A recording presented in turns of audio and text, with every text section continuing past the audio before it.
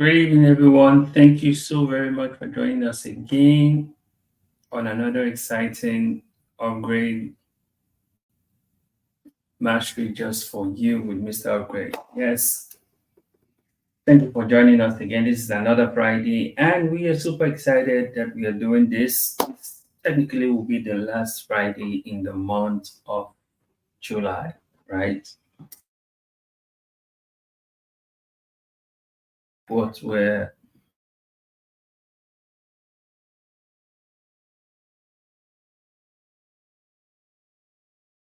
challenges that you faced and all of that. How's your week basically? How are you doing? How you doing? Right? How you doing? How you doing? Tell me, how's your week? What did you do this week? What was the significant difference that happened for you this week? This is another upgrade mastery just for you. And you know that we do this every Friday so that we get to unwind, share our experiences from the week and then the lessons that we've learned and how we look forward to the new week, right? So, how was your week? How's your week? What did you do this week? What were the things that really stood out for you? What were challenges you faced, if you had any? How were you able to overcome them? Generally, how are you doing? How are you holding up in your end? Right? How are you holding up in your end? What's happening with you? What are the things that you are putting up with? What are the things that you are dealing with? What are the things that you are fixing with yourself, right? What are those things that you are making happen for yourself, regardless of what's happening in the economy and in the nation generally, right? You know, also on the upgrade mastery just for you, we get to also take review on our belief system session that we had during the week. And we also get to take your questions. So if you have questions, this is the best time for you to send in your questions.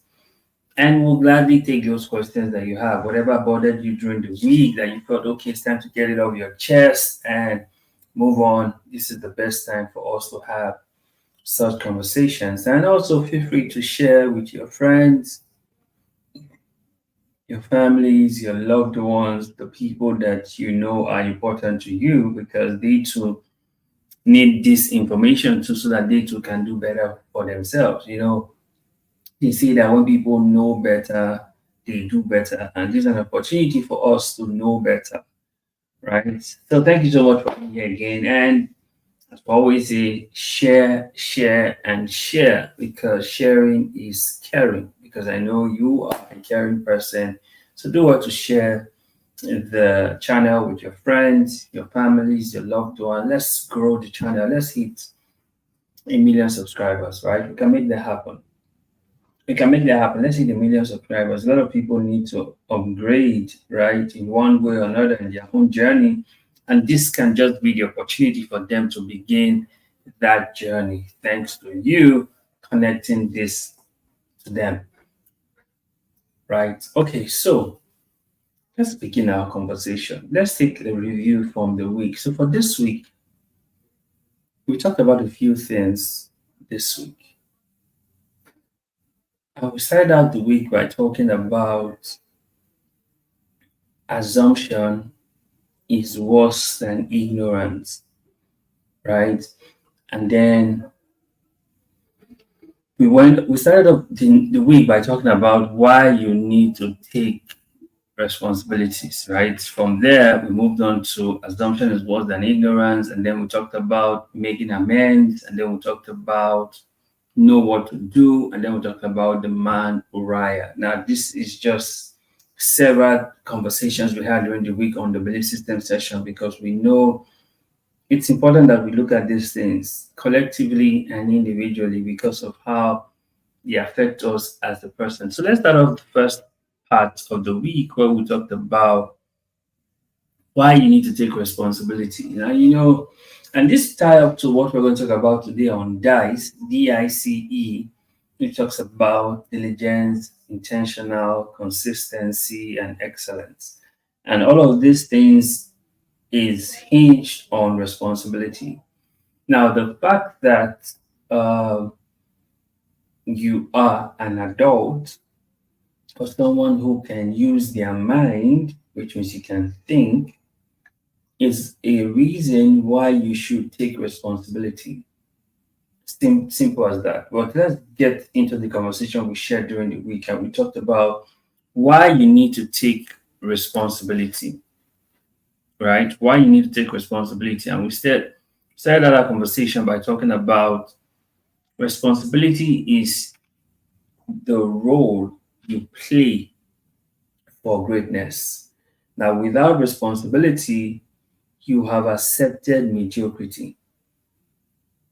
Right? Responsibility is the role that you play for greatness. And without responsibility, you have made a choice for mediocrity. And I believe that you do not want to make a choice for mediocrity. Hence, you will take responsibility. He said in the ancient text, when the battle between the Philistine army and the army of Israel, it took 40 days with nothing significant happening because Goliath would come up and request one man from the camp of the Israelites and say, that man defeats me, then the Philistine will be your slave. But if I defeat him, you will be our slaves. And for 40 days, nobody showed up to want to go against Goliath until David came to the camp and David took responsibility. First, by asking what will be given to the man who kills Goliath, and then taking responsibility to actually go and fight and kill Goliath. You see, when it comes to taking responsibility, it is about who is willing and ready to get done what others are making excuses and procrastinating from. It comes down to who's willing and ready to make things happen while others are excusing themselves for making things happen. And this is why you need to take responsibility for your life because nobody is coming to save you. Actually, nobody's coming to save you. Right? Now, three simple reasons why you need to take responsibility. Number one, creativity. Now, the more you take responsibility for your life, the more creative you become. Quite interesting. The more that you take responsibility for your life, the more creative you become. So if you want to be more creative, take more responsibility because you start to see new ways to do the same old thing. Number two, opportunity. Now, opportunity is always before you, but it is you, when you take responsibility, that you take advantage of opportunity. Now, the opportunity to kill Goliath was before all the army of Israel. It was only David who took responsibility to take up that opportunity.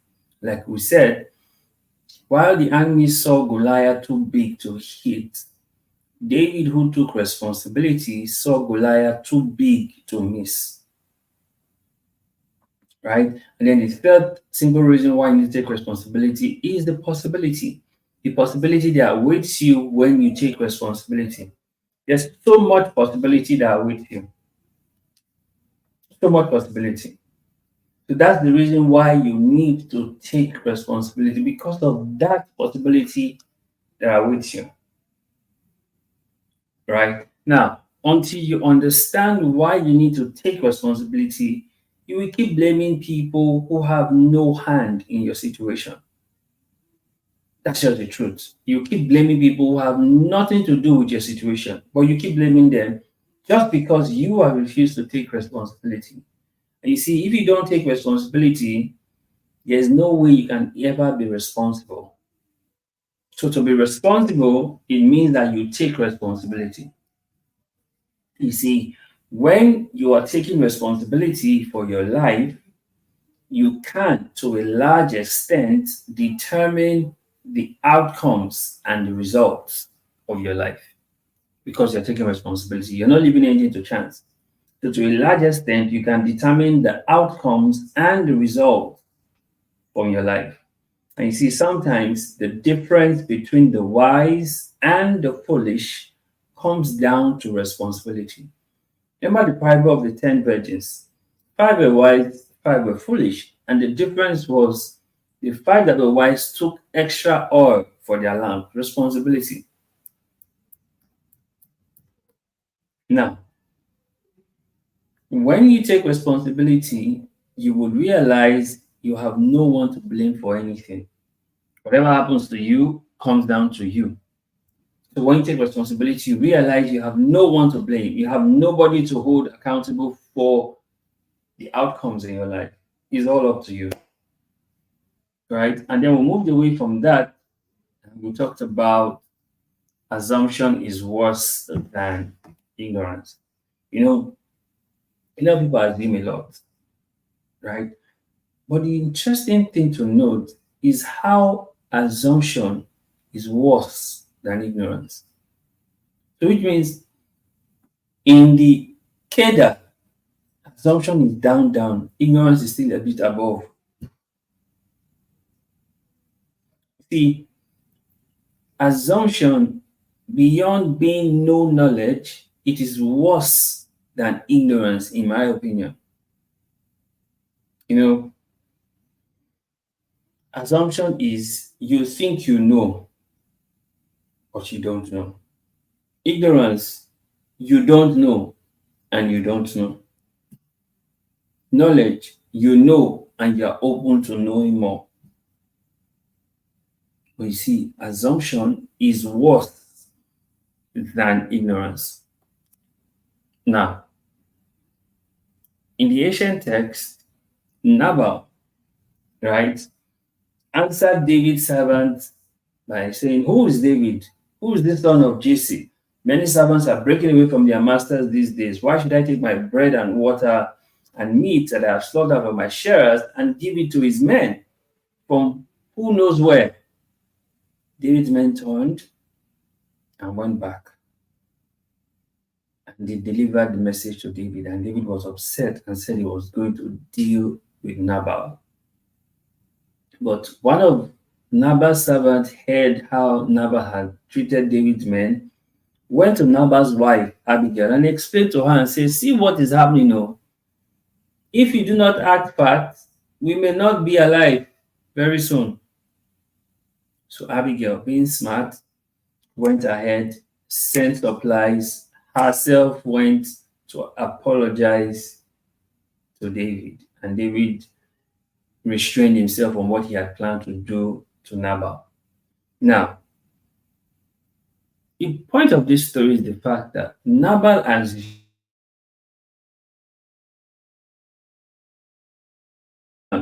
he assumed that David wasn't doing anything. So why would he reward them for doing nothing? See, three simple reasons assumption is worse than ignorance. One, you think you know what is right when you're assuming. Two, you always believe you are right when you're assuming. Three, you never take correction when you're assuming. And see, these three things are worse than ignorance. And even people who assume a lot. You see, those who make assumption easily jump into wrong conclusion all thanks to the assumption. Right? It is easier to learn when you are ignorant, but harder to learn when you are assuming. Unfortunately, it is easier to learn when you are ignorant, but it's harder to learn when you are assuming. You see, the one who is ignorant can be taught, but the one who is assuming resists learning. That's how bad it is. The one who's ignorant, you can teach the ignorant person. But the one who's assuming, he will resist learning because he's holding on to the assumption. And you see, assumption will put you in trouble where being ignorant can get you pardoned. Are you getting this? Assumption will put you in trouble where being ignorant can say, okay, can be excused. Even scripture says, in the days of ignorance, God overlooked. So assumption will put you in trouble where ignorance would make you be pardoned. Say, okay, you know. Assumption. We say, oh, you thought you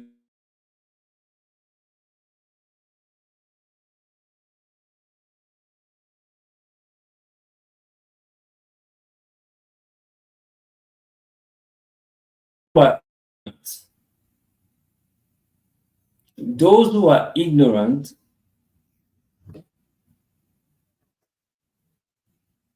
when you are ignorant, you don't know, but you are assuming you think you know.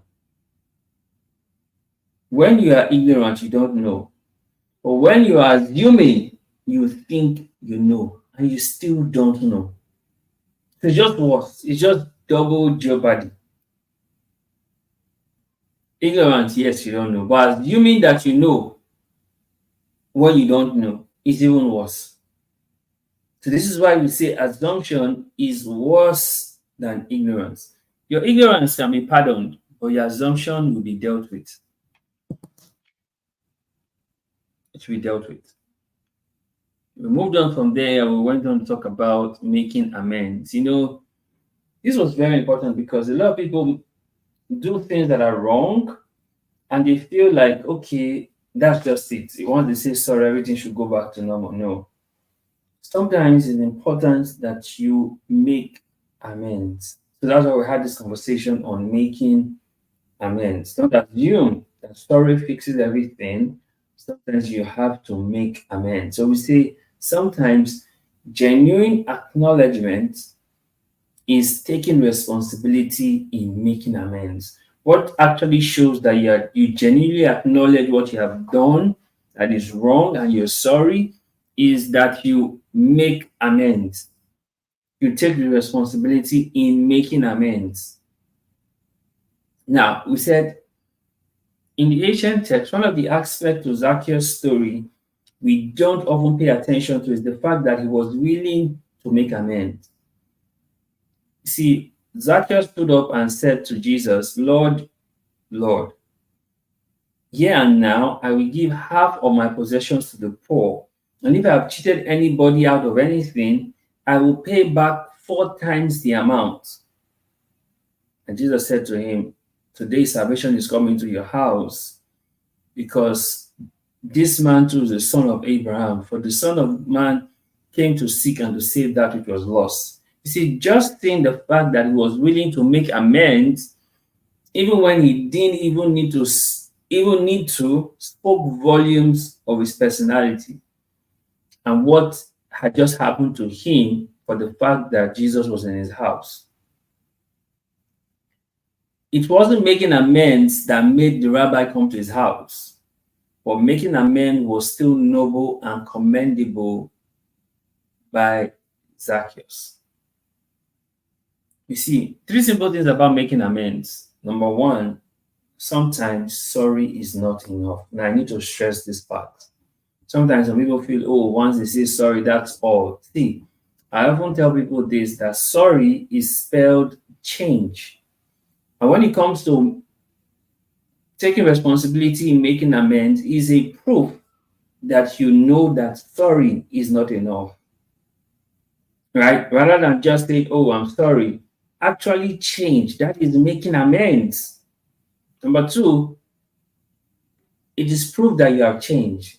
Making amends is a proof that you have changed. So you're not repeating the same thing you used to do before, still repeating them again.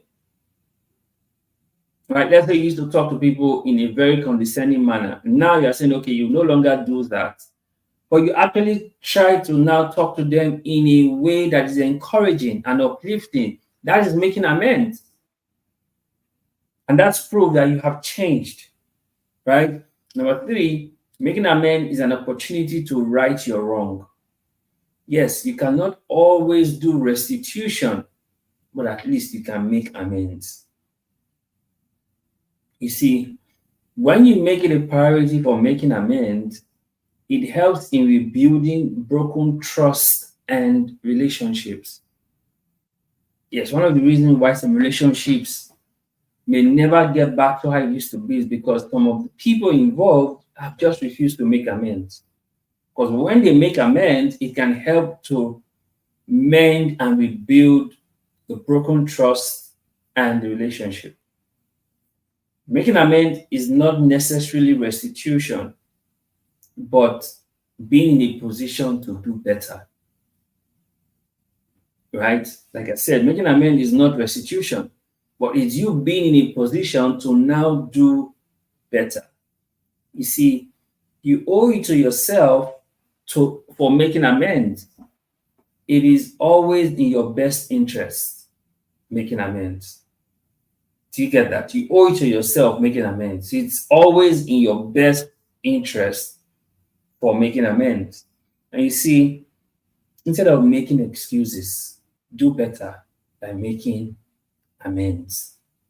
Right? Instead of making excuses, just make amends. That would help. It will do you better than making excuses. And finally, we wrapped up by saying you may not be able to completely fix everything that is broken, but you can at least be making amends. Right? You can't fix everything that's broken, but at least you can be making amends. Right? And then we moved on from that conversation of making amends, and we talked about know what to do. Right? This is just like a build up. So now you're making amends, you have to know what to do. And we said nothing is as confusing as not knowing what to do. No matter how things get, know what to do. Right? No matter how things get, know what to do. Nothing is as confusing as not knowing what to do. And we said in the ancient text, it wasn't that Goliath was untouchable. It was that the army of Israel, led by King Saul, just didn't know what to do. First, they had no words to even reply Goliath's words. Next, they had no man in the army that could represent them for the contest that Goliath had thrown open for 40 days. So, for 40 days, because they didn't know what to do, Goliath engineered fear in them that paralyzed them from thinking, let alone reasoning or taking action. You see, but the story changed because David was different and he knew what to do. You see, David had previously been confronted by the lion and the bear, and he knew what to do. So he just applied same experience with Goliath. He responded to Goliath's words and then went ahead to take Goliath's head off his shoulder. Now, three simple reasons to know what to do. Number one, you will have unshakable confidence. When you know what to do, your confidence is unshakable because you know what to do. Number two, you will never be confused. The people who are confused are the people who don't know what to do. You will never be confused. Number three, you always find a way. When you know what to do, you would always find a way. You see, what is worse than doing the wrong thing is actually not knowing what to do. Did you get that? What is worse than doing the wrong thing is actually not knowing what to do. And you see, when you know what to do, you can be certain of the results you get from what you do. You can be certain, right? You can be certain of the results you get when you know what to do. And you see, those who don't know what to do are always at the mercy of those who know what to do. And that's very deep. Those who don't know what to do are always at the mercy of those who know what to do. Now, after all said and done, there better be more said than done. Hence, know what to do. Did you get that? After all said and done, there better be more done than said when you know what to do. Did you get that? After all said and done, there better be more done than said when you know what to do. And you see, You always stand out and be set apart when you are a person who know what to do. You always stand out. You always be different. You always be set apart when you are the person who know what to do, because you're never confused. You're never in a place where you don't know what to do, right? And then we moved on from that and we went on to the last conversation for the week, which is the man Uriah. Now, this man is an amazing character, right? Now, he's not a special character in the scripture, but he did something very noble and special. That is what recognizing and talking about. That he's one of those salient characters in scripture, just like we have the harlots, very salient, but their role was very instructive, right? Some people just need to be studied and lessons learned from their personality. An example is the man Uriah. Right? An example of such persons is the man Uriah. You see, when David told Bathsheba, when David was told by Bathsheba that she was pregnant, he sent for Uriah, which is her husband.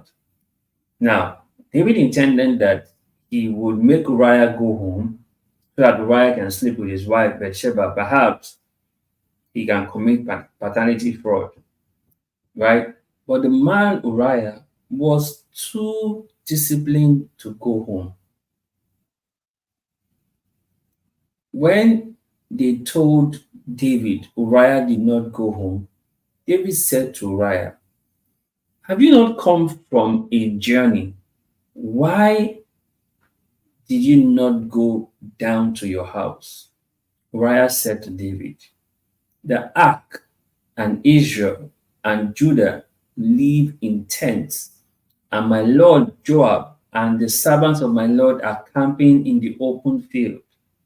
Shall I then go to my house to eat and drink and lie with my wife? As you live and as my soul lives, I will not do such thing." And David said to Uriah, "Remain here today also, and tomorrow I will let you depart." Now, Uriah was so noble of a man.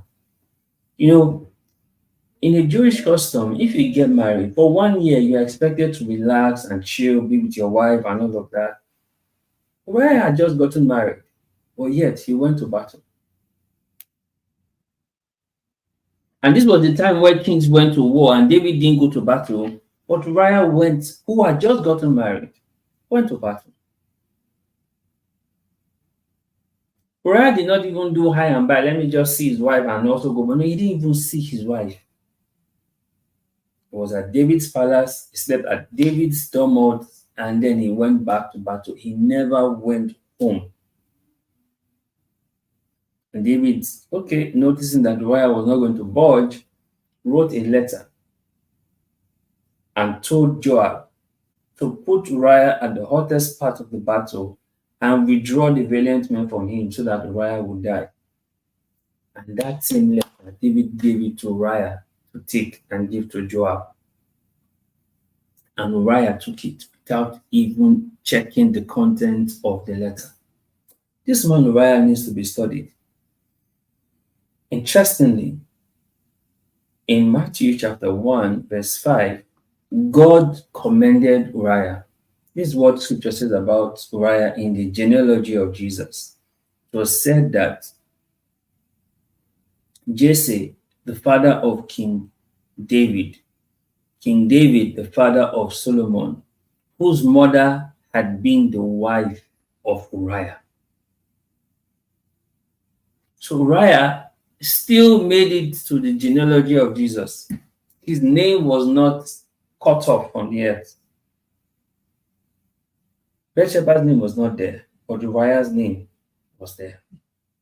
The man Uriah. Three simple things about the man Uriah. Number one, he was committed to a cause. He stayed committed.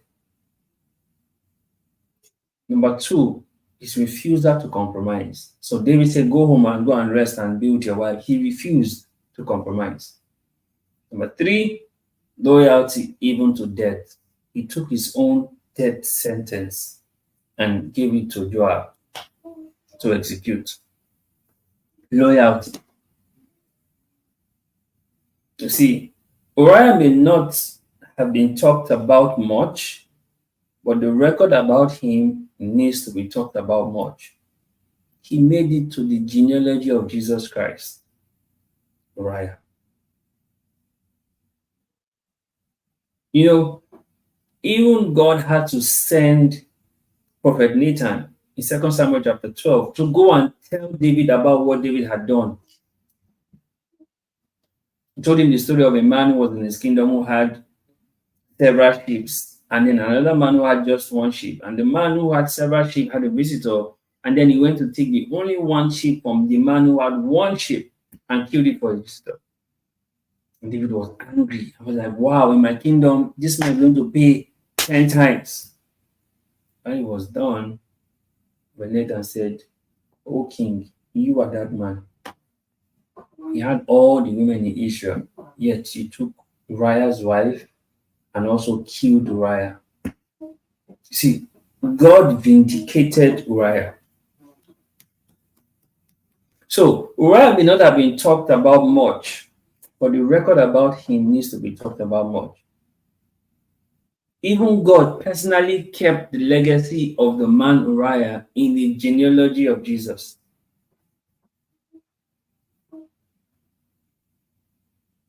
The man Uriah never for once envisaged that anyone will not have his best interest at heart. He believed everyone had his best interest at heart. So he was faithful, he was loyal. You see, David was marveled by the man Uriah who refused to indulge in pleasure when others were at war. You know, in 2 Samuel chapter 11, it was when kings went to battle that David did not go to battle. That was when David was walking on his rooftop and he saw Bathsheba. And then when he sent for Uriah, Uriah did not go home. He refused to go home. Twice he made him drunk. Uriah refused to go home. David was marveled at the nobility of this man called Uriah, who refused to indulge in pleasure when others were at war. He knew there was a time for everything. This was not the time for pleasure. This was not the time. You see, the man Uriah was indeed noble, honorable, and loyal, even to his death. He was noble, honorable, and loyal, even to his death. Right, so these are the reviews from all the conversations we had during the week on the belief system session, which we always post on Instagram, which I encourage you to go look up and read and just get yourself more enlightened and quicker. I just took briefs from it, so this is not the full conversations. You can go back and read the full conversations, right? Let's get into our conversation for today. DICE, D-I-C-E, DICE, right? D-I-C. What does it mean when we say DICE? Simple. It means diligence, intentional, consistent, and excellence. Diligence, intentional, consistency, excellent. That's what it means for you to be DICE, right? So remember, scripture tells us in Proverbs 29, right? In Proverbs 22:29, where it says, "Said thou a man who is diligent in his deeds, he will stand before kings and not mean men." Right? He will stand before kings and not mean men. Proverbs 22:29. Now, what does it mean to be diligent? What does it mean to be diligent? Simply put, it means that you commit wholeheartedly and totally to a process until you see the desired results. You're diligent, right? We live in a world where people are quick to quit, people are quick to move from one thing to another, people are quick to give up, right? But the man who is diligent continues to work on his craft, continue to work on his skill, continue to work on himself till the desired result begins to show. So it's not just haphazard, it's not just doing it anyhow he likes. No, he continues to show up, he continues to be dedicated, he continues to give it his best because he is diligent. And that's one thing that is important for us at this time in our journey, to be diligent. See, sometimes you're not going to get a pat on the back and say, well done. You may not even be commended for what you're doing. That should not stop you from being diligent. Why? Because your diligence is what helps you to refine your craft, is what helps you to refine your skill, is what helps you to become a better person for you. And as you become a better person for you, it brings you before great people because of your diligence. That's why the scripture just says, "See that a man who is diligent in his deed, right? He will stand before kings and not men." Which means for whatever it is that you do, you must apply diligence, which means you must do it with excellence. You must do it with grit. You must do it with dedication. You must do it with commitment. You must give it 120%. That's you being diligent. Whether you are being commended, that's not the issue. Whether you are being praised, that's not the issue. Whether no one even sees what you're doing, that's not the issue. You must be diligent in your craft. You must be diligent in your skill. You must be diligent in that thing that you have set yourself to do. And that's what makes all the difference when you are diligent. And this is what we encourage people to do, to be diligent. Right? When you're diligent, you don't make excuses. When you're diligent, you don't procrastinate. When you're diligent, you are not lazy. And that's the bane of many people today. They make excuses, they procrastinate, they are lazy. Those are people who are not diligent, because when you are diligent, you are not making excuses, you are not procrastinating, you are not lazy. And it is that diligence that now helps you to stand before kings and not mean men. Because the diligent person cannot be average or mediocre. It's not possible. Anyone who is diligent in anything cannot be average or mediocre. Because the more you keep doing it, the more you keep refining yourself, the more you keep seeing how you can improve, the more you keep seeing how you can do it better. Because you are diligent.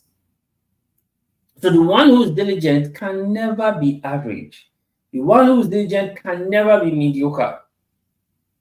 Why? Because diligence helps you to rise above mediocrity. It helps you to rise above average and take you to the realm of excellence. Take you to the realm where you become the standard. The scripture is saying, see a person who is diligent. He will stand before kings and not mean men. But the one who is not diligent will stand before mean men and not kings. So when we say you have to be dice, that's what we are saying. You have to be diligent. You have to be diligent. And to be diligent is hard work. It's not for the weak. No, it's not for the weak. If it's for the weak, everybody will be diligent, but it's not for the weak. It's not even for people who don't know what they want to do with their lives. Because you know what you want to do with your life, that's the reason why you're diligent. That's the reason why you keep pushing. That's the reason why you keep showing up. That's the reason why you keep going the extra mile. That's the reason why you keep giving the 120% every time. Because you know where you are going. The one who's diligent doesn't think about quitting. Never. That thought never crossed the mind to say, oh, let me quit. No, no, no, no, no. You keep pushing till the desired result manifests. Now, DICE is DICE. The D is diligence. The I is intentional. You see, life is a lot better when you live it with intentionality. Someone was sharing with me today and was saying the person bought our short course on generosity, and the person was discussing and saying, giving feedback, was saying like, oh, it looks like a lot of people are really not generous after all because of what other people have done to them. They refuse to now be generous. And my response was, they were never generous in the first place. Because what other people do to you should never change who you are. Except that was never who you really are in the first place. That's when what they do to you will not change who you are. A generous person will always be generous, even if the generosity is taken for granted. That's just the truth. A generous person will always be generous, even if the generosity is taken for granted. Because some people say, no, if you take my generosity for granted, I'll no longer be generous. No, you were never generous in the first place. Why? Because people's response or reactions to you should never change who you are. And that's where intentionality comes into play. There are a lot of things people need to be intentional about. People need to be intentional about their growth, they need to be intentional about their generosity, they need to be intentional about their values, they need to be intentional about their spirituality, they need to be intentional about their health. People need to be intentional about a lot of things. And by this, we are not saying they do it okay by chance or by happenstance or circumstance. No, they do it because it needs to be done, regardless of how they are feeling. That's intentionality. And if you want to be DICE, you have to be intentional. Jokingly, I always tell people that the only reason I will not show up, regardless of how I feel, is if I'm dead. As long as I'm alive, as long as I still have breath in my nostrils and I can still talk, I will always show up. Why? Because that's how intentional I am. And I will not just show up for showing up sake. I will still show up with value. That's how intentional I am.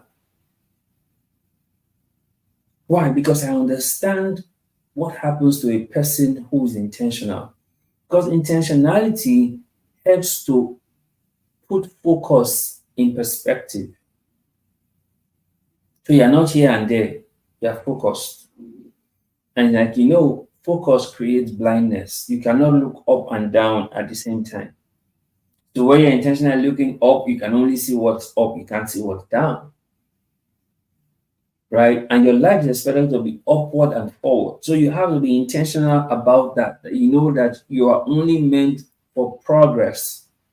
That's why scripture says all things work together for good. Regardless of how you're looking right now, it's working together for your good. Romans 8:28. So you have to be intentional about your growth.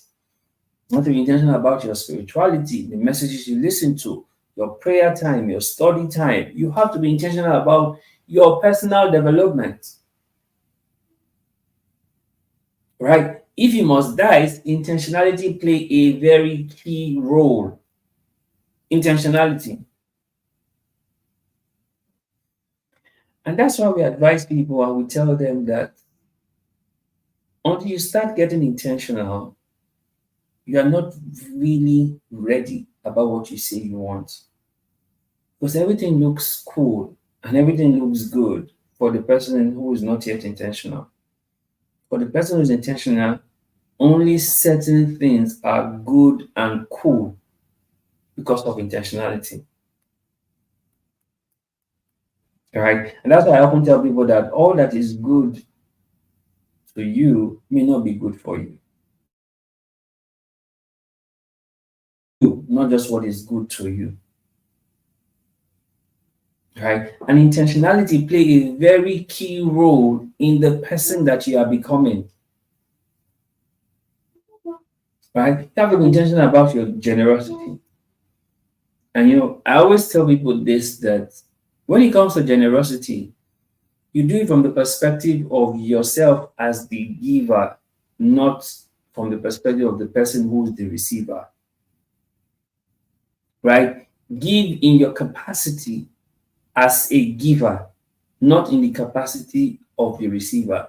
Now you see, when Peter and John met the man at the beautiful gate in Acts chapter 3, they said something striking. They said, "Silver and gold have I none, but such as I have." When it comes to generosity and you being intentional, it comes down to such as I have. The widow with the widow with the two mites that Jesus commended at the offering place gave such as she have. And Jesus said she had given her best, but it was two mites, but it was such as she had.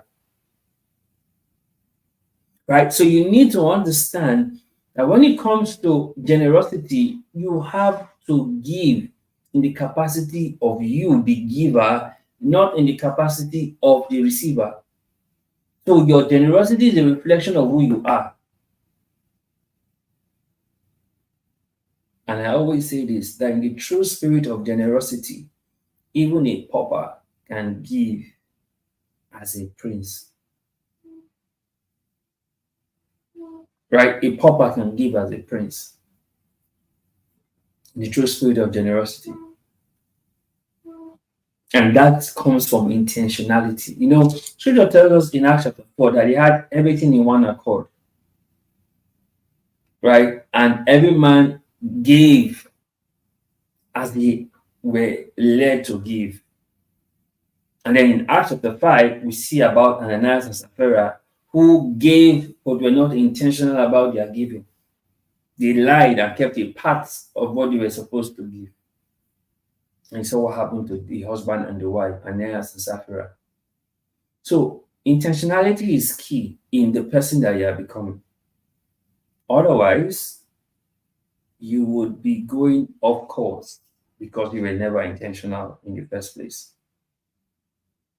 The C in DICE is consistency.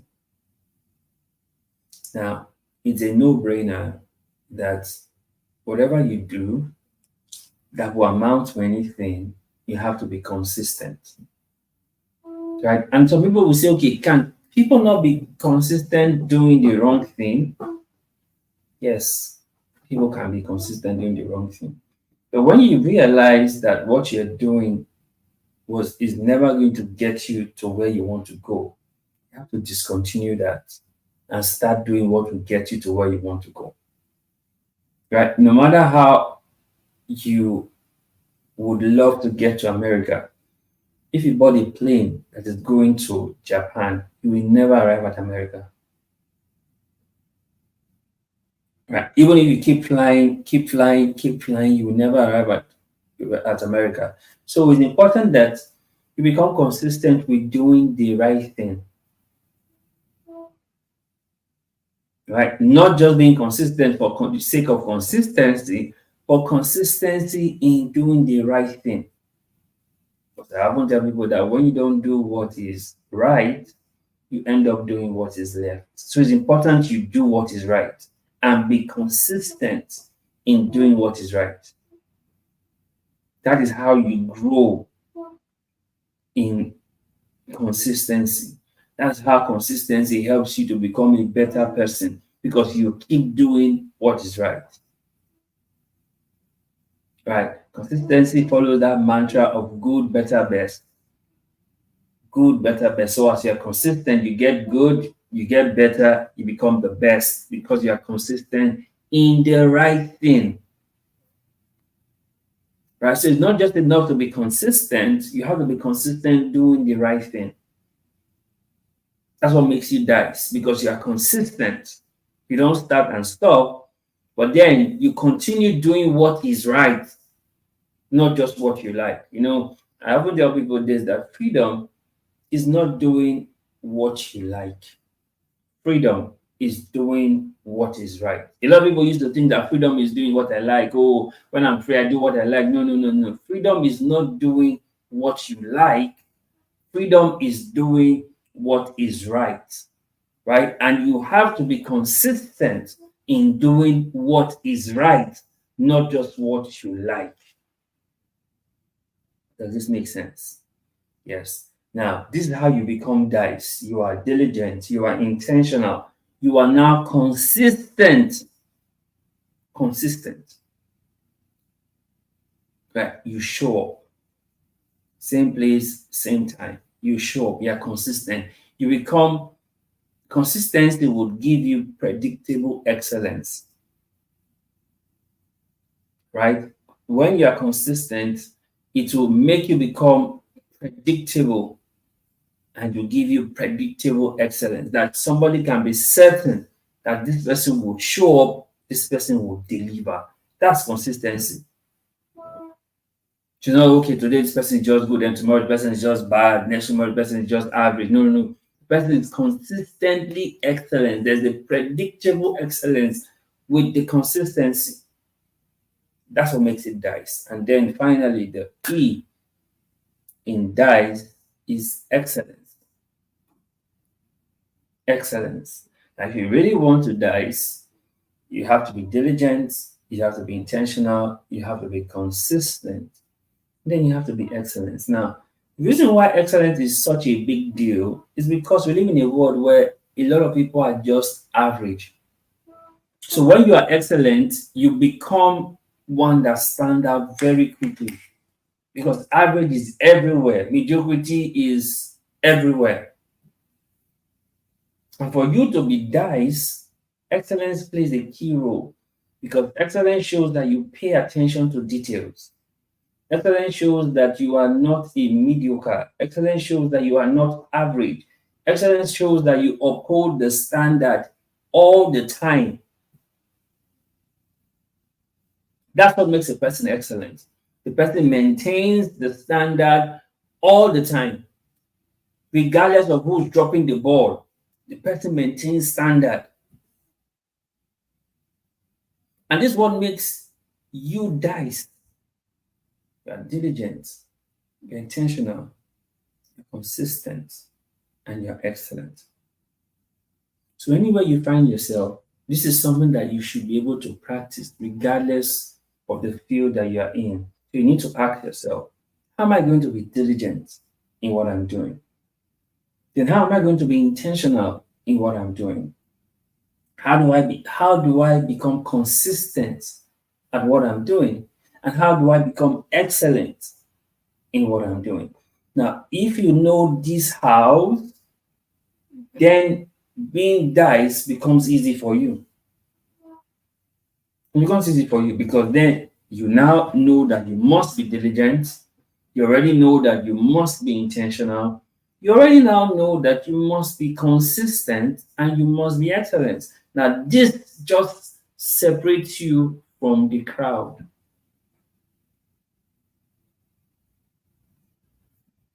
For example, in your workplace, when you are diligent, you take up responsibilities, you meet deadlines, you deliver on your key performance index, right? That's you being diligent. You go over and beyond, right? You're being proactive, you're not being told what to do, right? You're problem solving everywhere you find yourself. That's you being diligent. You become a go-to person that they can rely on to get things done. That's you being diligent. And then you're intentional about everything around you. Intentional about delivering results. Intentional about making things work. You're intentional about showing up and showing off. by delivering results. That's you being intentional.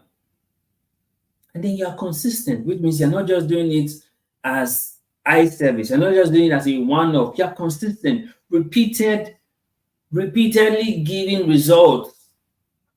You're consistent. So your result is not a one-off result. You show up and you deliver. Back to back to back to back. That's you being consistent. Like Manchester City winning the Premier League 4 times in a row. That's consistency. That's consistency. It's not like Arsenal, who the last time they won the league was invisible, 2003, 2004. That's over 21, 22 years ago. But Manchester City have been consistent 4 times in a row. And no Premier League team has ever won 4 times in a row. Man City has been consistent. So you see the difference. Consistency. And then the E is excellence, which means everything you do is standard. Everything you do is top notch. Everything you do is amazing. Is wow. Is wow. This is what happens when you choose to be dice, to be diligent, to be intentional, to be consistent, and to be excellent. And trust me, when you do this, you will become a sought after. Because everyone wants someone on their team that is dice. The question is, are you dice? If you are not, this is an opportunity for you to now become dice. To be diligent, to be intentional, to be consistent, and to be excellent. And this will not happen overnight. Sincerely, it's not magic. It's not a magic wand. It's not abracadabra. No. It's something that you need to keep practicing till